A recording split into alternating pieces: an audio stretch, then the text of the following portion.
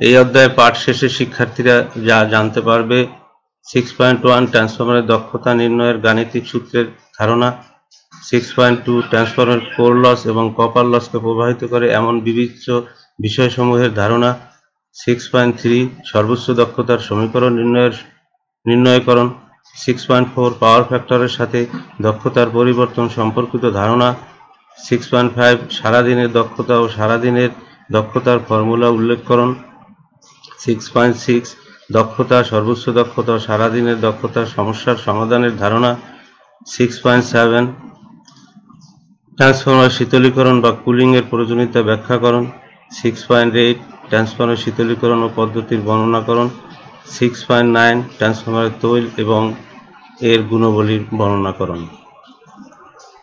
প্রিয় শিক্ষার্থী, প্রথমে আছে 6.1 ট্রান্সফরমার দক্ষতা নির্ণয়ের গাণিতিক সূত্র। আমরা জানি যে কোনো মেশিনের ইনপুট যা দেয় আউটপুট কিছু কম পাওয়া যায়। এই ইনপুটের তুলনায় আউটপুট যতটুকু শক্তি কম পাওয়া যায় সেটাই হচ্ছে পাওয়ার লস। তাই ইনপুট এবং আউটপুটের অনুপাতকে বলা হয় ওই মেশিনের দক্ষতা। যেহেতু আমরা এখানে ট্রান্সফরমার পড়তেছি, ট্রান্সফরমারের দক্ষতা অনেকটা বেশি থাকে, এর প্রায় পরিমাণ 95% হতে 99% হতে পারে, কারণ এতে কেবলমাত্র কোর লস এবং কপার লস হয়। এর ভিতরে কোনো মুভিং পার্টস নাই, ফ্রিকশন বা উইন্ডেজ লস কিছুই হয় না। এটাকে আমরা গ্রিক অক্ষর ইটা দ্বারা প্রকাশ করি। একে প্রকাশ করার জন্য শতকরা হিসাবে প্রকাশ করা হয়। ইফিসিয়েন্সি ইটা পার্সেন্টেজ হিসাবে ইটা ইজ ইকুয়াল টু হবে আউটপুট বাই ইনপুট ইন্টু 100 সমান সমান output by input is equal to হচ্ছে আবার আউটপুট প্লাস লসেস ইন্টু 100, আবার আউটপুট ইজ ইকুয়াল টু হচ্ছে VI cos theta into 100 divided by আউটপুটের পরিবর্তে ভিআই কস থিটা। আর লস হচ্ছে দুইটা লস হয় ট্রান্সফারের মধ্যে, একটা কপার লস এবং কোর লস। অ্যাগেন অন্যভাবে দেখানো যায়, eta percentage is equal two input minus losses divided by input is equal to 100। Divided সমীকরণ করলে আসবে 1 minus losses divided by into 100। প্রিয় শিক্ষার্থীরা, 6.2 তে আছে ট্রান্সফরমার কোর লস এবং কপার লসকে প্রভাবিত করে এমন বিবিচ্য বিষয়সমূহ। তাই কোর লসের মধ্যে আমাদের আছে হিস্টেরিসিস লস ও রিকারেন্ট লস। এটা নো লোড অবস্থায় এর 1% থেকে 3% পরিবর্তন হয়। এটি বিভিন্ন বিষয় দ্বারা প্রভাবিত হয়। এক নম্বর হচ্ছে পাওয়ার ফ্যাক্টর, ভোল্টেজ এবং ফ্রিকোয়েন্সি। তাই পাওয়ার ফ্যাক্টরের সাথে কোর লস পাওয়ার ফ্যাক্টরের সাথে সমানুপাতিক, অর্থাৎ কোর লস বাড়লে পাওয়ার ফ্যাক্টর মানও বেড়ে যায়। ভোল্টেজের পরিবর্তন করলে কোর লস পরিবর্তন হয়, যেমন core loss proportional V square, অর্থাৎ কোর লস ভোল্টেজের বর্গানুপাতিকভাবে পরিবর্তিত হয়। ফ্রিকোয়েন্সির মান এর উপর নির্ভর করে, ফ্রিকোয়েন্সি বৃদ্ধি পেলে লসও বৃদ্ধি পায়। এছাড়া কোর লস কোরের আয়তনের ধরন ও পরিমাণের উপর নির্ভর করে। এরপরে আছে ট্রান্সফরমারের কপার লস। এটি বিভিন্ন বিষয় দ্বারা প্রভাবিত হয়, যেমন ওই পাওয়ার ফ্যাক্টর আছে, ভোল্টেজ আছে, ফ্রিকোয়েন্সি আছে, লোড আছে।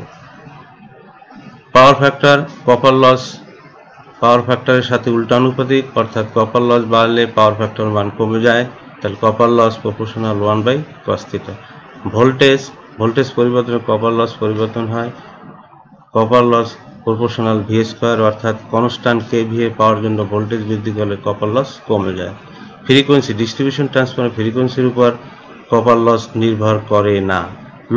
লোডের উপর কপার লস নির্ভরশীল। লোড বাড়লে বা কমলে কপার লসও বাড়বে কমবে। এই চারটা ফ্যাক্টরের উপরে কপার লস নির্ভর করে: পাওয়ার ফ্যাক্টর, ভোল্টেজ, ফ্রিকোয়েন্সি এবং লোড। বিশেষ করে লোডের উপরেই কপার লসটা বেশি নির্ভর করে। 6.3 ট্রান্সফরমার সর্বোচ্চ দক্ষতা নির্ণয়ের সমীকরণ। সর্বোচ্চ দক্ষতা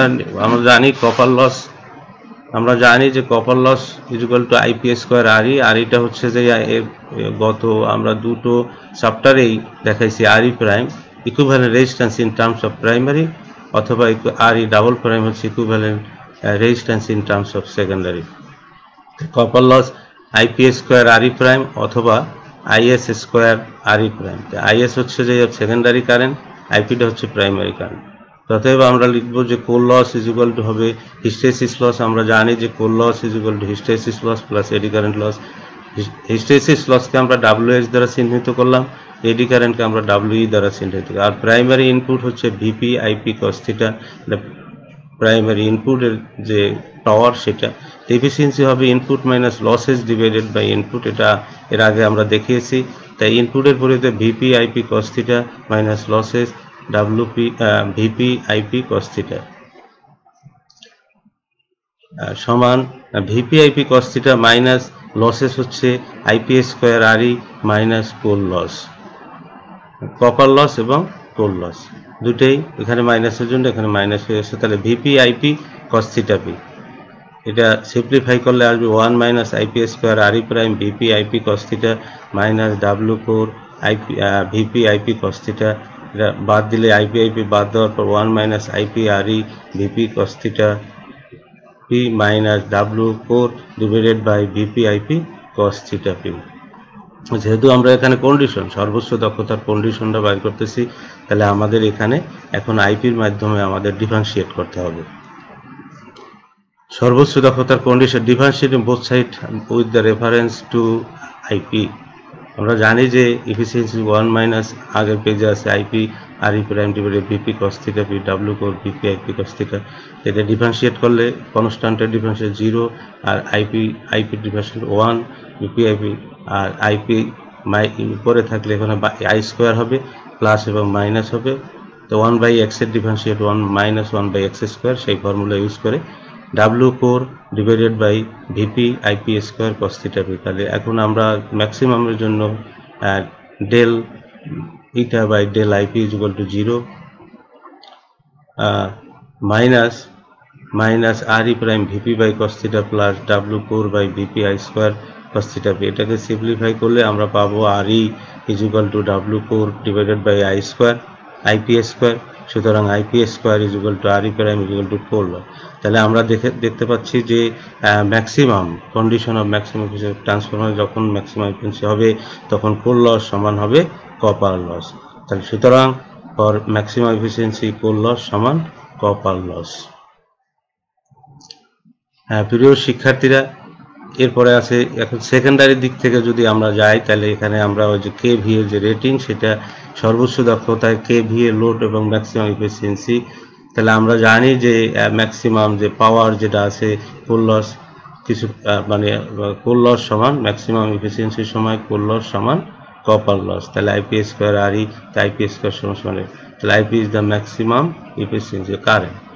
তাই সিমিলারলি সেকেন্ডারি সাইডে IS square RE double prime is equal to core loss. তাহলে IS is equal to root over core loss divided by RE double prime.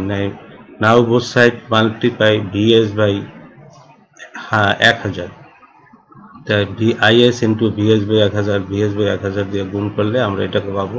তাহলে আইএস ভিএস এবং ভিএস আইএস এটার উপরে নিচে I full load B full load, তো এইটাকে simplify করলে পাবো আমরা VS I full load divided by 1000 into এই আই ফুলটা এই রুটের ভিতরে নিলে I square full load R E double prime. এর পরবর্তীতে আমরা যেটা পাবো আইএস ভিএস ডিভাইডেড বাই 1000, তাই VS into I full load divided by I full load into এটার ভিতরে আই স্কোয়ার আরই প্রাইম। তাহলে এই ভিএস আইএস ডিভাইডেড বাই 1000 এটা হচ্ছে কেভিএ ম্যাক্স, আর VS I full load divided by 1000 এটা হচ্ছে KVA rating, root over W core divided by I full load square RE. এইটাকেই আমরা আবার লিখতে পারবো KVA max is equal to KVA rated into root over W core divided by full load copper loss.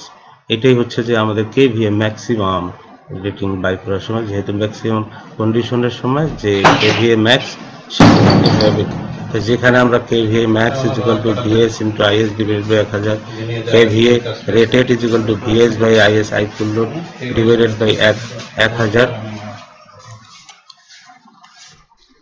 প্রিয় শিক্ষার্থীরা, এখন 6.4 পাওয়ার ফ্যাক্টরের সাথে দক্ষতার পরিবর্তন। একটি ট্রান্সফরমারের শতকরা দক্ষতা is equal to output by input, তাই input by losses by input is equal to 1 minus losses by input, যেটা আমরা আগেই দেখিয়েছি। তাহলে এখানে efficiency is equal to 1 minus losses divided by in secondary side VS IS cos theta plus losses। তাহলে 1 minus losses divided by এটাকে আমরা VS by is দিয়ে ভাগ করি উভয় পক্ষে, তাহলে এখানে থাকবে কস থিটা, আর এটা হবে losses by VS by IS. তাহলে লসেস বাই ভিএস বাই আইএসকে এক্স যদি ধরি, তাহলে আমাদের এখানে পাওয়া যাবে 1 minus X by cos theta plus X. তাহলে এখন এখানে এই চিত্রের মধ্যে আমাদের ইফিসিয়েন্সি এবং ফুল লোড যখন দেওয়া হবে, তখন আমরা এই বিভিন্ন পাওয়ার ফ্যাক্টরে বিভিন্ন কার্ভ এখানে পাবো। পরিবর্তনটা দেখানো হয়েছে এখানে। ফুল লোডের ক্ষেত্রে লোড বাড়লে এখানে ইফিসিয়েন্সি আমাদের কম বেশি হবে, সেইটার রেশিও পরিবর্তনটা দেয়। তাহলে সুতরাং এখানে দেখানো যাচ্ছে যে পাওয়ার ফ্যাক্টরের পরিবর্তনের সাথে সাথে দক্ষতার যে পরিবর্তন হয় তার একটি চিত্র উপরে দেওয়া হয়েছে। এতে দেখা যায় যে বিভিন্ন লোডে বিভিন্ন পাওয়ার ফ্যাক্টরের দক্ষতাও ভিন্ন হয়। প্রিয় শিক্ষার্থীরা, 6.5 সারাদিনের দক্ষতা ও সারাদিনের দক্ষতা ফর্মুলার উল্লেখ করুন। একটা ট্রান্সফরমারের 24 ঘন্টায় আউটপুট এবং গ্রাহকের গৃহীত এনার্জির যে অনুপাত, সেই অনুপাতকেই বলা হয় সারাদিনের দক্ষতা। আমাদের ডিস্ট্রিবিউশন ট্রান্সফরমার সাধারণত প্রাইমারি সাইডে সর্বদা লাইনের সাথে সংযুক্ত থাকে এবং লোডটা সেকেন্ডারি সাইড সব সময় লোড থাকে। তাই লোডের সবসময় লোডের সাথে থাকলে লোডটা সবসময় একই থাকে না, লোডটা পরিবর্তন হয়। সেই সাথে সাথে আমাদের কপার লসেরও পরিবর্তন হয়।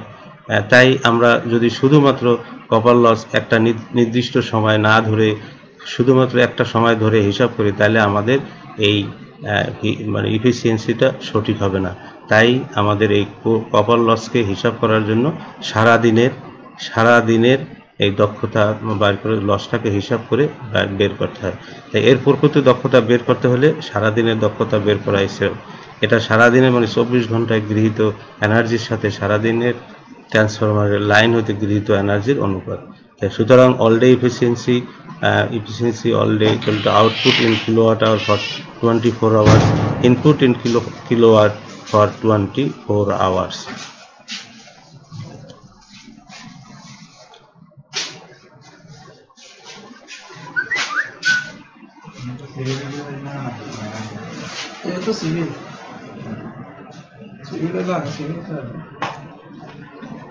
হ্যাঁ প্রিয় শিক্ষার্থীরা, 6.6 দক্ষতা, সর্বোচ্চ দক্ষতা, efficiency, maximum efficiency, all day ইফিসিয়েন্সির সূত্রসমূহ percentage output by input into 100, all day efficiency output in kilowatt, input in kilowatt hour 24 hours, output plus losses into 100, যেটা আমরা আগেই দেখিয়েছি। KVA max is equal to KVA rated into root over W4 by full load copper loss, এবং IPS square RE অথবা core loss for maximum বেশি core loss আর copper loss সমান। প্রিয় শিক্ষার্থীরা, আমরা এখন প্রশ্ন অঙ্কে যাব, অঙ্কের সমাধান করব। একটি 50 KVA 4600/230 ভোল্ট ট্রান্সফরমারের ওপেন এবং শর্ট সার্কিট টেস্ট করে নিচে লিখিত পাওয়া গেল, নিম্নলিখিত তথ্য পাওয়া গেল। ওপেন সার্কিট টেস্টে EOC is equal to 230 volt, POC is equal to 285 watt, IOC is equal to 4.2 ampere. Short circuit test করে ডাটাগুলো পাওয়া গেল। ESC is equal to 150 volt, PSC is equal to 615 watt, ISC is equal to 10 ampere. তাহলে বের করো rated KVA 0.8 পাওয়ার ফ্যাক্টরের দক্ষতা সর্বোচ্চ হতে আছে। সর্বোচ্চ দক্ষতার জন্য KVA 0.8 পাওয়ার ফ্যাক্টরের সর্বোচ্চ দক্ষতা। তাহলে রেটেড KVA 8.5 পাওয়ার ফ্যাক্টরে আউটপুট হবে 50 ইন্টু 0.8 এত কিলোওয়াট। ট্রান্সফরমার কোর লস আছে POC is equal to 285 ওয়াট, transformer full load copper load আছে PSC 615 ওয়াট, তো ফুল লোড কারেন্ট আছে ISC বা I full load equal 10 ampere. তাহলে মোট loss 285 plus 615 900 watt is equal to 0.9 kilowatt. Transformer input P input is equal to 40 plus হচ্ছে যে 0.9 ইজ ইকুয়াল টু 40.9 কিলোওয়াট। কর্মদক্ষতা percentage efficiency P out divided by input into 100, 40 into 100 divided by 40.9 equal to percentage আসবে, দক্ষতা আসবে যে 97.80। এরপর আছে খ সর্বোচ্চ দক্ষতা। আমরা জানি যে KVA max is equal to KVA rated into root over W core divided by full load copper loss. সুতরাং 50 into root over 285 divided by 615 is equal to 34.04 KVA. গতে সর্বোচ্চ দক্ষতায় 0.8 power factor transfer output P out is equal to সর্বোচ্চ দক্ষতা আছে এত KVA rating এত into 0.8, তাহলে কেভিএ কে পাওয়ার ফ্যাক্টর দিয়ে গুণ করলে সবসময় কিলোওয়াট হয়ে যাবে। তাহলে 34.04 ইন্টু 0.08 গুণ করলে সমান সমান 27.23 কিলোওয়াট।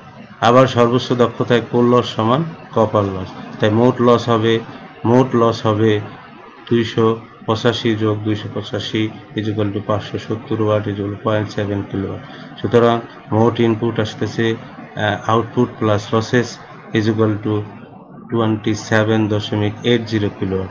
সুতরাং দক্ষতা, সর্বোচ্চ দক্ষতা যেটা আসবে ম্যাক্সিমাম কেভি এর জন্য, P out divided by P into 100 is equal to 27.23 into 100 divided by 27.80 is equal to 97.95। প্রিয় শিক্ষার্থীরা, প্রশ্ন 2, একটি এত 5 কেভিএ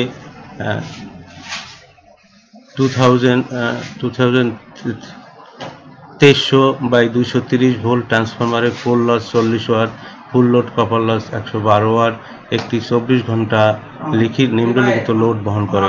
1.5 গুণ লোডে 0.8 পাওয়ার ফ্যাক্টরে 1 ঘন্টা, 1.25 গুণ লোডে 0.8 পাওয়ার ফ্যাক্টরে 2 ঘন্টা, রেটেড লোডে 0.8 পাওয়ার ফ্যাক্টরে 3 ঘন্টা, অর্ধ লোডে একক পাওয়ার ফ্যাক্টরে 6 ঘন্টা, 1/4 লোডে একক পাওয়ার ফ্যাক্টরে 8 ঘন্টা, নো লোডে 4 ঘন্টা।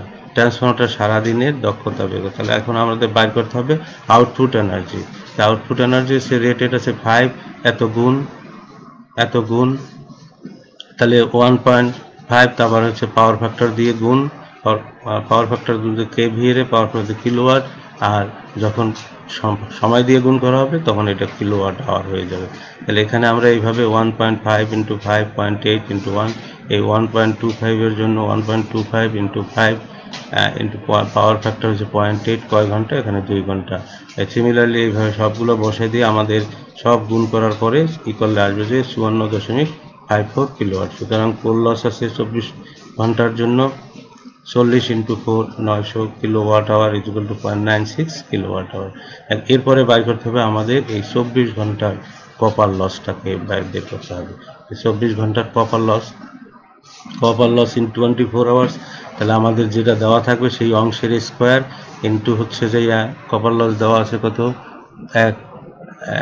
112 ওয়াট, তাহলে এটা কিলোওয়াট করে নেওয়া হয়েছে 0.112 ইন্টু 1 হচ্ছে যে ঘন্টা, তাহলে কিলোওয়াট আওয়ার হয়ে যাবে। তাহলে এইভাবে আমরা প্রতিটার 1.5 ইন্টু 0.2 112 গুণন 2, আবার 1 স্কোয়ার যেহেতু রেটেড আছে 1 এর অংশের স্কোয়ার আসবে 0.12, এইভাবে করে আমরা এই যে ভ্যালু যেটা পাবো এটা হলো যে 1.162 কিলোওয়াট। তাই ইনপুট এনার্জি ফর 24 আওয়ার্স এই দুটো যোগ করলে আসবে 56.622 কিলোওয়াট। সুতরাং অল ডে ইফিসিয়েন্সি আসবে যে output energy for 24 hours, input energy for 24 hours into 100 54.5 divided by 56.662 into 100 96.25%। প্রিয় শিক্ষার্থীরা, এখন আছে 6.7 ট্রান্সফরমার শীতলীকরণ বা কুলিং এর প্রয়োজনীয়তা। তাহলে যে কোনো মেশিন মানে চলতে থাকলে তা উত্তাপের মাধ্যমে কিছু লস হয়, সেই লস দ্বারা আমাদের উত্তাপে তাপ আকারে প্রকাশ করে। এই লসগুলো হচ্ছে ওয়েন্ডিং এর কপার লস, যেহেতু আমরা ফ্রিকশন লস এবং বিভিন্ন ধরনের যান্ত্রিক অংশের ঘর্ষণজনিত লস।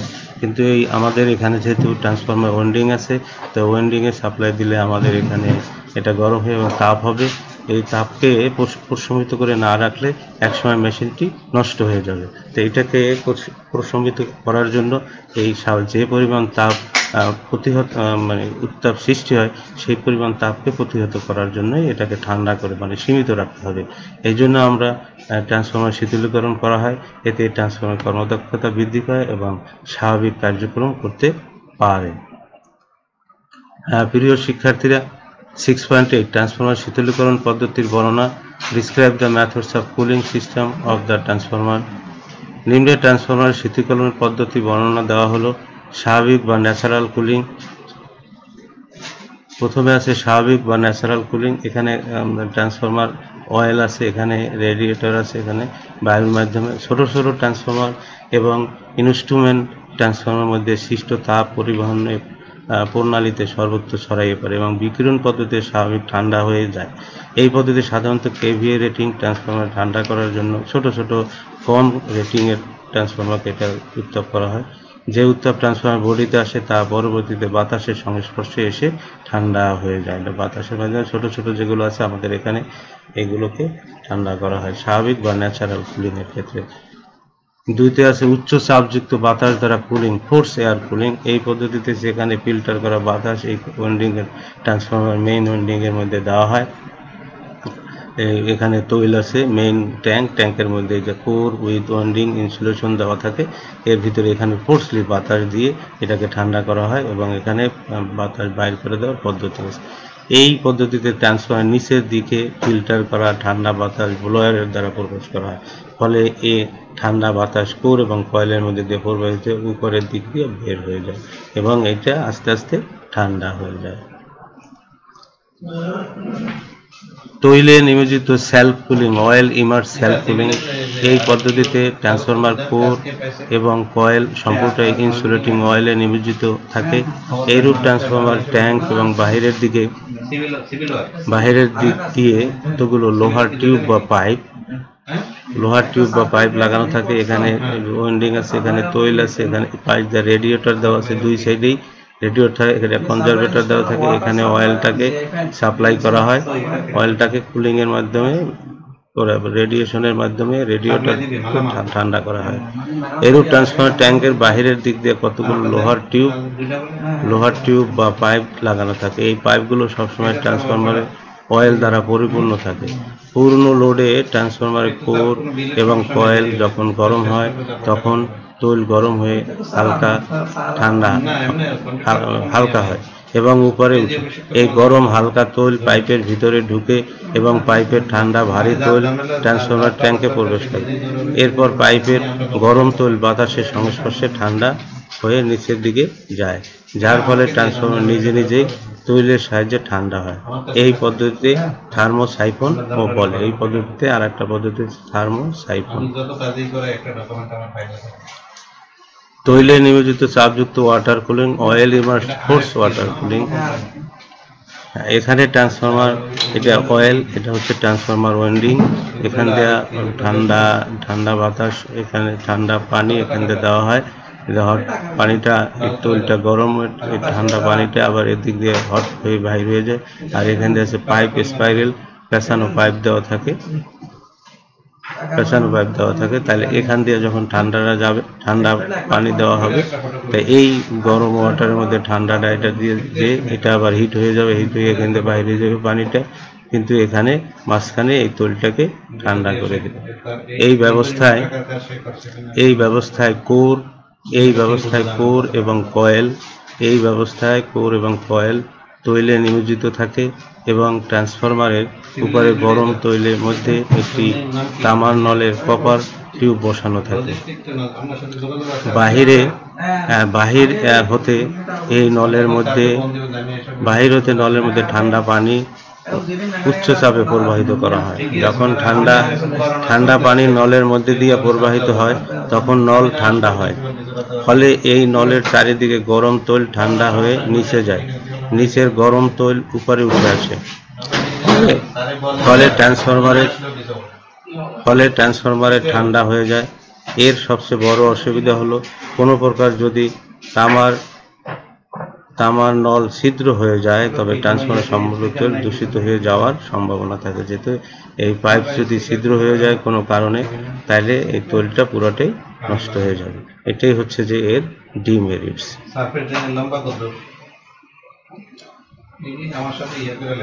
6.8 ট্রান্সফরমারের শীতলীকরণ পদ্ধতি। নিম্নে ট্রান্সফরমারের শীতলীকরণ পদ্ধতি বর্ণনা। এখানে তৈলে নিয়োজিত চাপযুক্ত বাতাস দ্বারা কুলিং। তৈলে নিমজ্জিত বাতাস দ্বারা কুলিং, এখানে বাহির থেকে ফ্যানের মাধ্যমে বাতাস দিয়ে, এখানে ওয়েন্ডিং আছে, ওয়েন্ডিং এর ভিতরে ডিরেকশন, এখানে অয়েলটাকে ফ্লো করা হয় পাম্পের মাধ্যমে, এখানে এই ফ্যান দ্বারা বাতাস দেওয়া হয় বাহির থেকে, সে হচ্ছে সার্কুলিং করলে তৈলটা ঠান্ডা হয়ে গেছে। অয়েল ন্যাচারাল এয়ার ফোর্স বা ONF কুলিং অফ ট্রান্সফরমার। তাহলে এরূপ ট্রান্সফরমারের বডিতে ফিন্স ব্যবহার করা হয়, ব্যবহার করে সারফেস এরিয়া বর্ধিত করা হয়। ফিন্স, এই ফিন্স সমূহ গরম তৈলে ভর্তি থাকে এবং বাহির হতে অতি উচ্চ চাপে ঠান্ডা বাতাস এই ফিন্স টিউব অথবা রেডিয়েটর উপরে দেওয়া হয়। এই কাজের জন্য সাধারণত বাইরে ট্রান্সফরমারের চারিদিকে বহু বৈদ্যুতিক ফ্যান ব্যবহার করা হয়। এই কাজের জন্য সাধারণত বাহিরে ট্রান্সফরমারের চারিদিকে বহু বৈদ্যুতিক ফ্যান ব্যবহার করা হয়। এই ব্যবস্থা সাধারণত বড় বড় ট্রান্সফরমারের ক্ষেত্রে গ্রহণ করা হয়।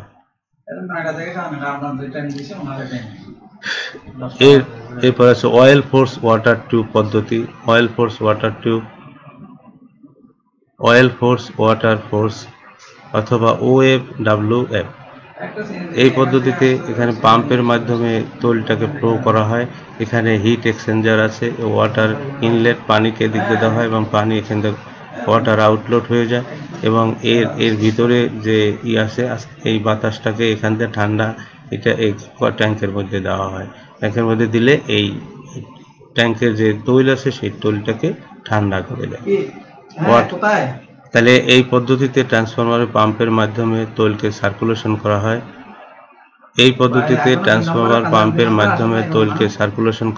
এবং ট্রান্সফরমারের গাত্রে কিছু কুলিং পাইপ থাকে। সেখানে এই তৈল প্রবেশ করা হয় এবং বাহির থেকে পানির প্রবাহকারী পাইপের ভিতরে প্রবাহিত গরম তেলকে ঠান্ডা করে পুনরায় ট্রান্সফরমার ট্যাঙ্কে প্রবেশ করানো হয়।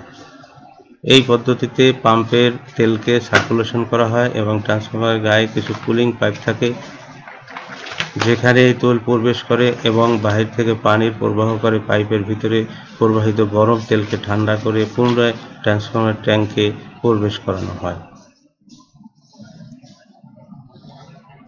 6.9 প্রিয় শিক্ষার্থীরা, এখন আছে ট্রান্সফরমার তৈল এবং এর গুণাবলী। তৈলের কি কি গুণাবলী থাকা দরকার এবং তৈলের কি কাজ সেটাই হচ্ছে এখন বর্ণনা। ট্রান্সফরমার ঠান্ডা রাখার জন্য এর মধ্যে যে তৈল ব্যবহার করা হয় তাকেই ট্রান্সফরমার অয়েল বা ট্রান্সফরমার তৈল বলে। এটি মূলত খনিজ তৈলকে ট্রিটমেন্ট করে ব্যবহার উপযোগী করা হয়। এই তৈলের বাণিজ্যিক নাম পাইরানল। এর প্রধান কাজ হচ্ছে ট্রান্সফরমারের কোর কয়েলকে ঠান্ডা রাখা। আবার বলছি আমি, এর প্রধান কাজ হচ্ছে ট্রান্সফরমারের কোর এবং কয়েলকে ঠান্ডা রাখা। এর আরেকটি কাজ হলো ট্রান্সফরমারের কয়েল এবং ট্যাঙ্কের মধ্যে ইনসুলেশন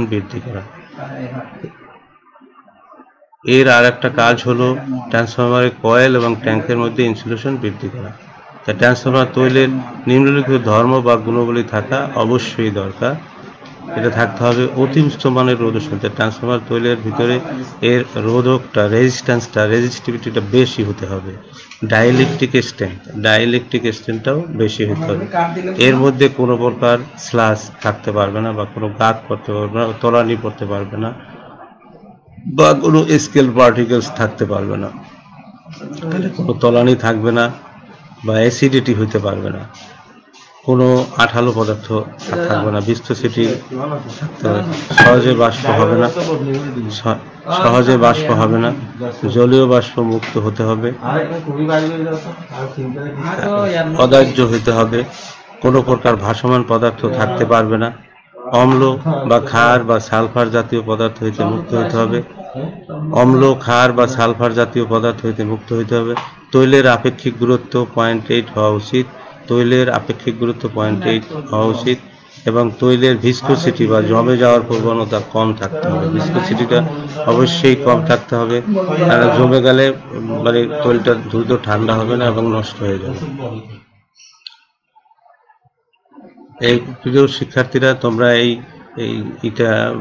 তৈলের ব্যবহার এবং গুণাবলীগুলো ভালোভাবে পড়াশোনা করবে এবং এবং তাহলে পরীক্ষার সময় তোমাদের এটা লিখতে সুবিধা হবে। এরপরে আছে যে এবার বাড়ির কাজ দেখাও যে সর্বোচ্চ দক্ষতায় ট্রান্সফরমার কোর লস এবং কপার লস সমান, যেটা আমরা প্রমাণ করেছি 6.3-তে। সেটা তোমরা একটু ভালোভাবে দেখবে, এই কোশ্চেনটা বারবার আসে, সর্বোচ্চ দক্ষতায় ট্রান্সফরমার কোর লস এবং কপার লস। তাহলে আমাদের এই প্রমাণটা করতে হবে। তারপর ট্রান্সফরমারে তৈলে নিয়োজিত সেলফ কুলিং ও এনএ পদ্ধতির বর্ণনা দাও। ট্রান্সফরমারে তৈলে নিয়োজিত চাপযুক্ত ওয়াটার কুলিং এর পদ্ধতি বর্ণনা করো। ট্রান্সফরমারে তৈলের কাজ ও গুণাবলী লিখো। একটি 20 KVA 2200/220 volt 50 hertz transformer test করতে নিম্নলিখিত তথ্যগুলি পাওয়া গেল। Open circuit test EOC = 220 volt, POC = 148 watt, IOC = 4.2 ampere. Short circuit test ESC = 86 volt, PSC 360 watt, ISC = 10.87 ampere. এমতো অবস্থায় নির্ণয় করো 0.8 ল্যাগিং পাওয়ার ফ্যাক্টর। ফুল লোডে কত হচ্ছে, হাফ লোডে ট্রান্সফরমারের দক্ষতা নির্ণয় করো। আমি আবার বলছি, একটা 20 কেভিএ ট্রান্সফরমার 2200/220 ভোল্ট 50 হার্জ ট্রান্সফরমারের নিম্নলিখিত তথ্যগুলি পাওয়া গেল। EOC = 20 volt 220 volt, PSC = 148 watt, ISC = 0.2 ampere. Short circuit test = 86 volt, PSC = 360 watt, ISC = 10.87 ampere. এমতো অবস্থায় নির্ণয় করো 0.8 ল্যাগিং পাওয়ার ফ্যাক্টরে ফুল লোডে এবং হাফ লোডে কর্মদক্ষতা, যেটা আমরা এর আগে প্রশ্ন 1-এ উদাহরণ সহ করে দিয়েছি, সেটা একটু খেয়াল করলে তোমরা এটা পারবা। এরপরে আছে প্রশ্ন 6, একটি 5 কেভিএ ট্রান্সফরমারে কোর লস 50 ওয়াট এবং ফুল লোড কপার লস হচ্ছে 125 ওয়াট। এটি 24 ঘন্টায় নিম্নলিখিত লোড বহন করে। ক 7.5 কেভিএ লোডে 0.8 পাওয়ার ফ্যাক্টরে 2 ঘন্টা। খ রেটেড লোডে 0.9 পাওয়ার ফ্যাক্টরে 5 ঘন্টা।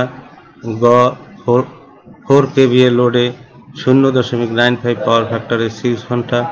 0.25 কেভিএ লোডে একক পাওয়ার ফ্যাক্টরে 7 ঘন্টা। নো লোডে 4 ঘন্টা। তার ট্রান্সফরমারের সারাদিনের দক্ষতা, যেটা আমরা অঙ্কটা করেছি সেইভাবে করলে হবে। কেভিএ এখানে তাহলে আমাদের সারাদিনের প্রথমে আউটপুট বাই করতে হবে। তাই আউটপুট বাই করার সময় 0.75 কেভিএ ইন্টু পাওয়ার ফ্যাক্টর, আর রেটেড এখানে যদি 0.75 কেভিএ লোডে 0.8 পাওয়ার ফ্যাক্টরে এত, এখানে যে পাওয়ার ফ্যাক্টর গুণ দিয়ে এবং সময় দিয়ে গুণ করলে এটা আসবে। তারপরে রেটেড কেভিএ এত।